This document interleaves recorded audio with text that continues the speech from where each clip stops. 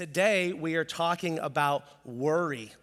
Anyone worried watching football yesterday?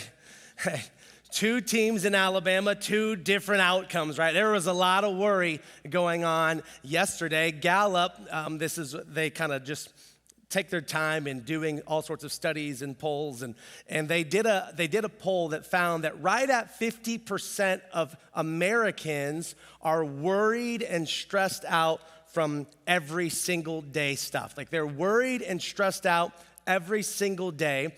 That same study found that 73% of those people have 7 hours or less of sleep.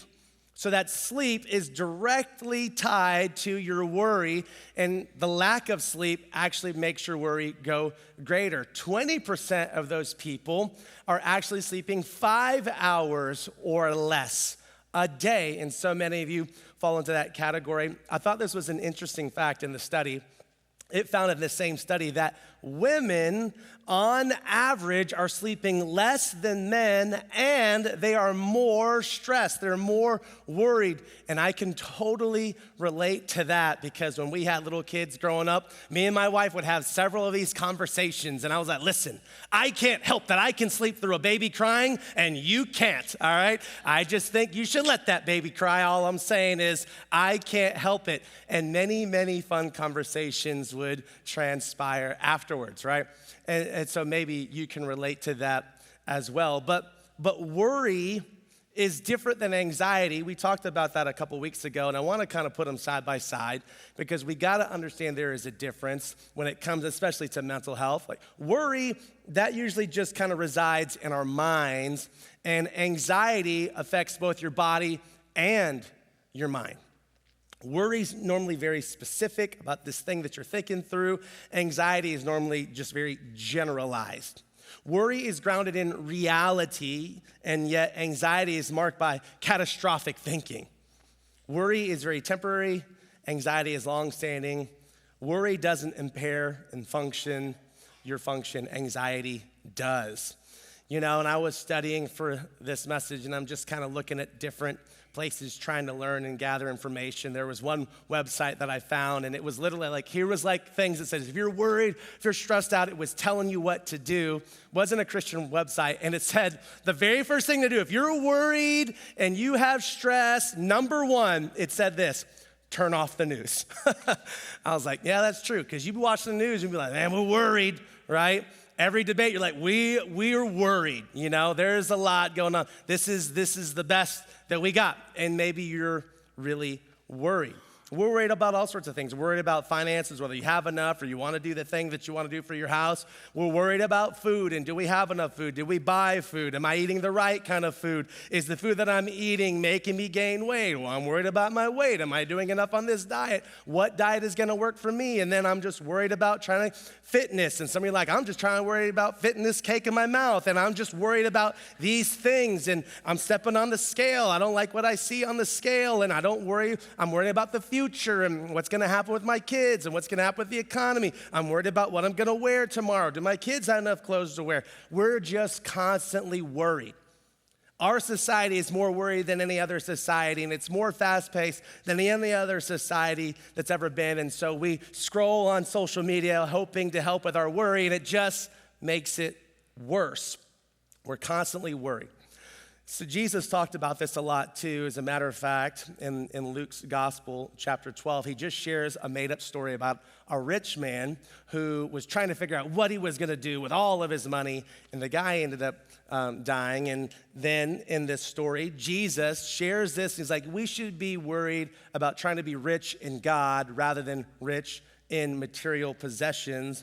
And he turns to his disciples, and then he begins to say this to them in verse 22. Listen to what it says.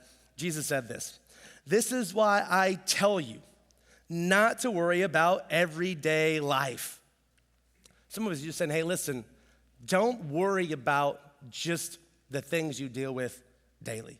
Whether you have enough food to eat or enough clothes to wear. For your life is more than food, and your body is more than clothing. This will be one of those messages today that is like, it's easier said than it is done. We're going to talk about worry and what we should do with worry, but what you actually do with it will really determine how this thing will work in your life. And Jesus is already saying, don't even worry about it. You're stressing about what you're going to do. Don't worry about it. It is not a big deal. Your life is more than like eating, and your life is more than what you wear. And he continues on. He says this way, look at the ravens. He uses a very simple analogy here. He said, look at these birds. They don't plant or harvest or store food in barns, for God feeds them, and you are far more valuable to him than any birds. Think about that for a second. Ravens, he's using the ravens. He's just talking about, so he's honestly using like one of the most probably gross birds you can, right? He's like, look at a raven. Jesus is talking like, look at that raven right there. Look at that raven. That raven's not worried about what it's going to eat, but yet God takes care of it. Aren't you more valuable than that? And then he continues on. Can all of your worries add a single moment to your life? Well, I've heard it can take away from your life. I've never heard it can add to it. And if worry can't accomplish a little thing like that, what's the use of worrying over bigger things? I was like, what does it matter if you're gonna worry? Like if God provides for you in the little stuff, and I'm telling you don't worry about that, why do you need to worry about bigger stuff? Goes on in verse 27, and he's like, look at the lilies, talking about flowers, and how they grow. They don't work or make their clothing, yet Solomon in all his glory was not dressed as beautifully as they are. And if God cares so wonderfully for the flowers that are here today and thrown in the fire tomorrow, he will certainly care for you. Why do you have so little faith? He's saying, like, look at the wildflowers. Ladies, look at the wildflowers. This Saturday, women's conference. Sign up. It's free. Gonna be amazing. He's like, look at the flowers. Aren't they beautiful? Think about a flower. Literally flowers that grow up, what happens? They end up dying, right? That's it, boom. He says, and they're so beautiful and they're so great, but yet, if God cares about flowers and the way that they look and the beauty, don't you think he's gonna care about you as well? And then he says this is, I think, a gut punch. Why do you have so little faith?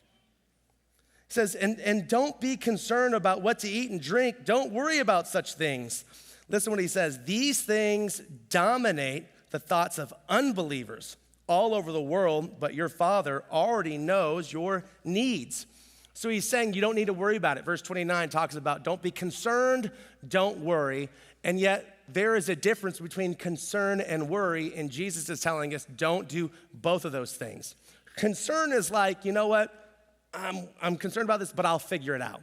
Worry is like, this is beyond my control. There's nothing I can do about it. Concern is like, nothing can go right, and then worry is like, there's no way that I can handle this. And it says that none of our worries will even add a single moment to our life, and then Jesus talks about ravens.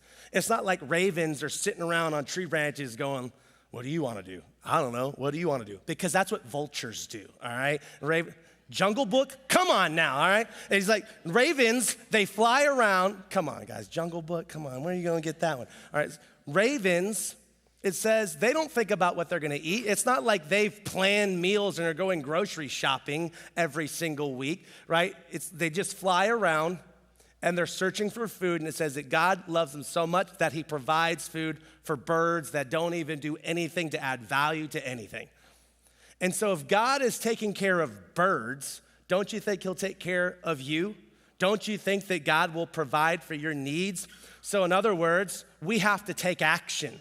Some of us, we want God to do something and we sit around waiting for God to do something, and yet we actually have to take action, go out and do something if we want to see something change. So we kind of say it like this: what you worry about the most reveals where you trust God the least. So where do you trust God the least? Is it with your kids, with your finances, with your marriage, your job, retirement? Is it your family, your parents, your health? What is the thing that you worry about the most? Because I want to go back, I want to read this. Listen to verse 30. Those things dominate the thoughts of unbelievers all over the world, but your Father already knows your needs. Listen to verse 31. Seek the kingdom of God above all else, and he will give you everything you need. Then he says like this, so don't be afraid, little flock. He's like referring to his disciples as like sheep. It was a term of endearment, like, hey, kind of like helpless. Hey, don't worry about these things. It says, for it gives your Father great happiness to give you the kingdom. It gives God great happiness to provide for us. So for those of you that have like kids or you have grandkids, or maybe you're married or whatever, doesn't it feel good like when you do something to bring joy into someone's life that you love? It brings us like great joy, like just to see their face light up, just to do something good for them. Man, it brings great joy to like just do something nice for someone else. And the same way Jesus says, that's how God feels about us when he provides for us in something that we need. It brings him great joy. But yet he says, why do you have so little faith? You see, worry will rob you of peace 100% of the time. Worry robs you of peace. We ask God for peace, but then you worry about it, so you're robbing yourself of the very thing you're asking God for, and you're wondering why isn't God giving it to you? It's because you're worrying about the one thing he's trying to give you, but you're taking it away from him. We're worried about it all the time. So this morning, we're gonna look at 3 quick thoughts on worry. And the first one is this: it may not even happen. This will not be rocket science today, but when it comes to worry, it may not even happen. Penn State, they actually studied several thousand students, and they tracked them for 30 days. And they found that only 8% of the things they worried about actually came true. Less than 1 out of 10. 92% of the time, the thing that they were worried about didn't even happen. Yet you and I allow the 10% of things in our life to dominate 100% of our life. We're worried about this 10% of things that might happen. Anyone else relate this? I'm like admitting this for myself. Worst case scenario type person. You're like, oh man, like you automatically, like something happens. Worst case scenario, this is what's going to happen. And we let our minds wander. I can't tell you how many times in my life that I have lost my home, worst case scenario. I just think of myself with my gun like, you're not taking my land. I'm going down, like I'm gonna go down with a fight. Like I'm just worried like someone's gonna come take my stuff. You know, just worst case scenario. What's the worst thing that could happen? And I start letting my mind go to the worst case scenario. Or I watch too many like apocalyptic type movies where like the ending is so crazy, everyone's just fighting for everything. And I just think about like my life, like what would I do like if food is scarce and there's no food in grocery stores anymore? We've already eaten all the animals that we have. Like I don't know how to provide for my family. I just think of the worst case scenarios. And yet time and time again, God has always provided for us. And I'm worried about things that don't even happen. You know what that does is just gave me a lot of stomach issues. Some of us have IBS and we don't even need it. You know what I mean? It's because we're worried all the time. We're freaking out about things. Can we just be honest here, right? Some of us, like it would go away if we just stop worrying all the time. We're worried about stuff that doesn't matter. Here's the second thought with worry. It might happen, but it's just not that bad. Sometimes we worry about stuff and then it happens and you're like, oh, that was it. That wasn't so bad after all. Did anyone else like over exaggerate? I exaggerate a little bit sometimes, a lot. I over exaggerate a lot. And I kind of do this with everything. And some of y'all don't know, so I'll just share with you, like, I'm not like originally from the South, you know, only thing Southern about me is Korean, right? So like I've only lived now in Gadsden 13 years. And every time I turn around, like I'm becoming more and more of an Asian farmer, you know? I'm like, I didn't ask for this, but like I'm becoming it, you know? And I live on 9 acres. It's 9 acres too much, but I'm on it. And I turn around, and every time I turn around, we're like adding new animals onto our plantation. You know, I'm like, oh my gosh. I turn around, I'm like, there's a new chicken. I'm like, how are we gonna feed this new chicken? Do you know how much chickens eat? And then we gotta feed this chicken? Like, you know what? I'm gonna eat the chicken and then we don't have to feed it. It will feed us for a change, right? Like I just freak out about things that don't even matter. It's so insignificant and it ends up not being too bad at all. I've done this a lot throughout my marriage with time. just thinking about all the things I have to do. I'm a task list person. And so once I create a task list, I must check off those boxes. All right, now I get it, I did it to myself, but I'm like OC, but I'm like, no, I must check it. I must check this box. I put it there. And it's like something like so dumb, and I'll just freak out about that. And I can't tell you how many times Aaron and I have had this conversation. I'm like, Aaron, look at all these tasks. Look at all these tasks that I have to do. I just don't know how I'm gonna get them all done. This is gonna take me a year. And she like starts just logically, she's like, first off, shut up, all right? She's like, let's just calm down. Think about this logically. What do you have to do? And I'm like, I gotta send this email. She's like, okay, type it. Send. What else do you have to do? I'm like, I gotta just send this text message real quick. And I walked through it, and it took me an hour. I thought it was gonna take all year. It took me an hour. And when I over-exaggerate and I allow things like that to happen, you know who gets the brunt of that? It's my family. I allow all my worry and all this stuff to impact me, and I over-exaggerate it, and they're the recipients of all of my worry and all the things that I put on myself, and I allow those emotions to overrun my life. And a lot of times things happen, and it's not even that bad, but I allow it to be worse than it actually is. Here's a third thought. It might happen. It might be bad, but God will see you through it. Now, I think this one's really important because that thing that you're worried about could happen. And it would be really bad if it does happen. But God will see you through it if it does happen. Working for churches, sometimes, you may not know this, it's not always fun. And one time I was working for a church and they let me go. I didn't do anything wrong. It was just one of those situations where it just kind of is what it is. It is what it is. And honestly, it's difficult, when you live for God. And the reason why I'm a pastor today is because I believe God wanted me to do this. And sometimes me and God have these conversations God, as an Asian dude, I could be doing lots of things with technology and stuff and be making a lot better money. But no, I'm gonna be a pastor and I'm gonna do this. And I remember going through this situation where we were let go from this. And at the time I had two of our we just had our two sons and they were little. And I was just working part-time. And I remember as a man, trying to provide for his family and truly having thoughts of how am I gonna provide for my family? It was extremely difficult because I didn't know how I was gonna do it. And so all of these doubts, these fears, the insecurities, these things began to overtake my life because I truly did not know what I was going to do. There were not opportunities, and I was just trying to find ways to be able to make money for our family. It was very difficult. It was very tough. It was a dark time in my life. So I had an opportunity to go speak at a youth camp. I had spoken at this camp before, and it was gonna be another opportunity to go back. And I knew that if I went to go speak at this camp, it would be a decent chunk of money that would help us when we had nothing. The problem with this camp was that it was located all the way in Idaho, and we live here in Alabama. And so I was like, all right, we just gotta find a way, we gotta make it happen. I know this is gonna be good for us. And so I took our family and I was like, what's the best way to be able to get there?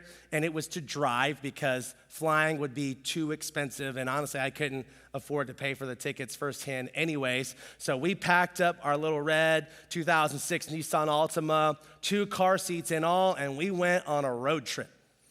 And we're gonna go speak at this camp, and it's gonna be great. It's gonna be the first step of getting us out of this situation. And we go through the whole camp. It was great. It was powerful. The Lord was moving. And we go there, and I'm going to the church. We're about to leave, and I get the check from them. Right, I'd already given my expenses and all this stuff, and I was like, sweet. And so I do, I'm like, oh, thank you so much. Put it in my back pocket. What's the first thing? All pastors, they open it up right away as soon as I got in the car. And I just expected yes, look at that. But honestly, I opened it up. I'm not gonna lie to you, I was ticked. The amount of money they gave us only covered our expenses there and back. So I basically did that whole week and made $0. But I put all this pressure and all this thing on us, and I just remember being mad. Now, of course, God did some great things, and it was amazing. It was a powerful week. Kids' lives were changed. All that stuff was awesome. But the reality of what I now had to deal with was very frustrating. And I remember my wife saying to me, God's got it. It's going to be okay. And I was like, this says otherwise. It's not going to be okay. I was mad. I remember my parents lived in Idaho at the time, and had a conversation, just me and my mom. And you got to know my mom was just cool. It was just two of us one night. You know, my dad, after retiring from the military, you know, started traveling. He was a pastor, and they lived now at this church in Idaho. And my mom, as I was just talking to her, she just told me, she said, Daniel, she said, as she was sharing, she said, I just want you to know I love you. I pray for you. And I'm like, thanks, Mom. I always need the prayers, you know. And so privately in this conversation, she said, Daniel, I just want you to know I believe God told me to give this to you. And she gives me some money. It was around $300. You know, I get it as my mom, you know, but I was like, man, just kind of like that humbling moment of, I need that. I remember taking that and telling Erin, she's like, see, I told you, God's going to take care of us. And we just stayed one night, and we left, and we go on. Met a friend in Montana, a friend of mine from college, and we were only just be able to have lunch with him, see his house, and we had to keep going.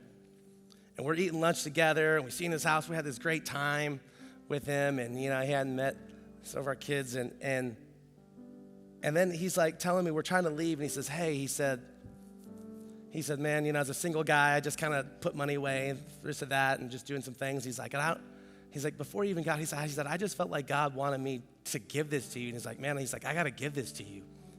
And he hands me just this wad of cash. Ended up being like another $300. So just in the matter of like 2 days, God provided $600, which was going to be everything that, like, hey, this would help us. Like, it wasn't everything, but this was going to help us. This was great. And then it happened in Kansas. It's always in Kansas. My tires go out, and I need to replace all of them. It was $500 and some odd dollars. I had the cash for it and paid for it. And I was thankful that I had that. And I just remember thinking to myself, I know that I went on this long road trip, and it kind of spread out the process, but my tires would have gone out here too. And if my tires would have gone out here while I was living in Alabama, I wouldn't have the money to replace them. So God sent us all the way on the other side of the country to be able to have money, to be able to provide so that I could have tires. And I remember my wife saying to me, she said, when are you gonna get it through to you that God is gonna take care of us? When are you gonna learn that lesson? And I remember that stuck with me, and I said, I don't ever want to learn this lesson again. This is the second time I've gone through that. And I'm just telling you, that situation didn't get easier. The $600 I had now was gone. And so I still had to live. And honestly, if I could show you our tax records that year, I think we barely made over $20,000 a year. I have no idea how we survived. But God provided for everything that we needed. Our circumstance did not change. It stayed the same, and it was difficult for several more months. I had no idea, but God continued to provide for us. He gave us all that we need. So I want to read this to you again because Jesus said it like this: seek the kingdom of God above all else, and then he'll give you everything that you need. Not all of our wants, not all of our desires, but everything that we need if we truly seek him over everything.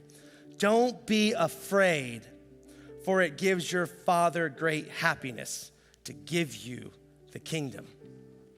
We seek God's kingdom. He provides for what we need. He always takes care of us. We don't have to be afraid. It brings God great joy to be able to provide for his children. So the question today is, where do you worry the most? Because it shows where you trust God the least. And do you really believe God is gonna let you go without? You want peace? You can't have it because your worry robs you of it. You want joy? You can't have it because the way you worry robs you of it. God wants to provide, but guess what? We each get our own free will. We get to do what we want. God is not controlling us here. And so he'll let you continue to worry about it and worry about it and worry about it. And you can grasp all that you can hold on to, and you will find yourself continually flailing, asking God why, and yet he's just waiting for you to seek him above everything so he can give you everything that you need, and it will bring him joy. Don't rob yourself of the peace that God wants to give for the worries of this day.